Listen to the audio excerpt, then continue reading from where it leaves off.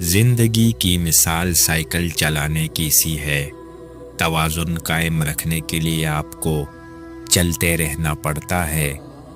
محبت ایک سنجیدہ دماغی عارضہ ہے۔ احمقوں سے کبھی بحث مت کرو، وہ تمہیں گھسیٹ کر اپنی سطح پہ لے آئیں گے اور پھر تجربے سے تمہیں مات دے دیں گے۔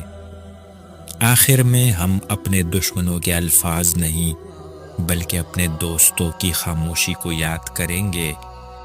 جو دن کہے کے بغیر گزر جائے وہ ضائع ہے۔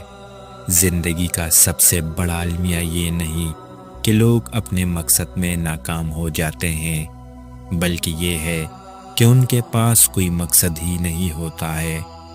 اگر تم چاہتے ہو کہ تمہاری بات سنی جائے تو پہلے سننا سیکھو۔